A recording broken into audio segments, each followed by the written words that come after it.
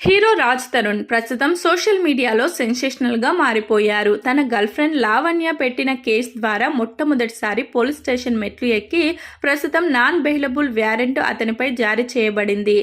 ఇంతకీ కారణం లావణ్యతో చాలా ఏళ్ల పాటు అతను చేసిన సహజీవనమే అని చెప్పవచ్చు. అందులో తప్పు ఇద్దరి వైపు ఉన్నప్పటికీ కూడా రాజ్ తరుణ్ వైపే అందరి ఫోకస్ కనిపిస్తుంది. మరీ ముఖ్యంగా తన కెరియర్లో చాలా ఇబ్బందులు ఉన్న కారణంగా ఈ చీటింగ్ వ్యవహారం అతనిని నిండా ముంచే రకంగా కనిపిస్తుంది. అయితే ఇలా కాంట్రవర్సీలో ఇరుక్కోవడం రాజ్ తరుణ్కి కొత్తేమీ కాదు.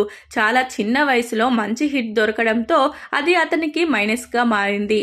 ఎలాంటి బ్యాక్గ్రౌండ్ సపోర్ట్ లేకపోవడం ఎలాంటి కథలు ఎంచుకోవాలి, ఎవరితో సంబంధాలు మెయింటైన్ చేయాలి అనే విషయంలో రాజ్ తరుణ్ వెనుకబడ్డారు. పైగా మద్యం అలవాటు కూడా ఉండడంతో మానసికంగా కూడా చాలా ఇబ్బందుల్లో ఉన్నట్లు తెలుస్తుంది.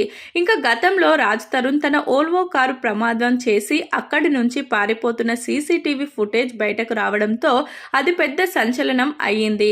మొదట అది తను కాదు అని బుకాయించిన సీసీ కెమెరాల్లో రికార్డు అవడంతో బయటకు రాక తప్పలేదు.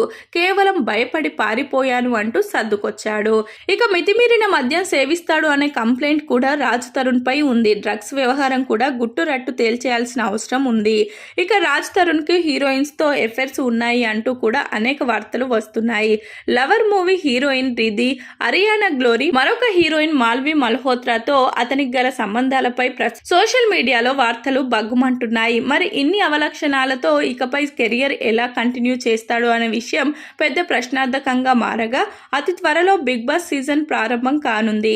ఈ హైప్ అంతా కూడా తన బిగ్ బాస్ ఎంట్రీ కోసం వాడుకుంటే బాగుంటుంది అని సలహా ఇచ్చేవారు కూడా లేకపోలేదు.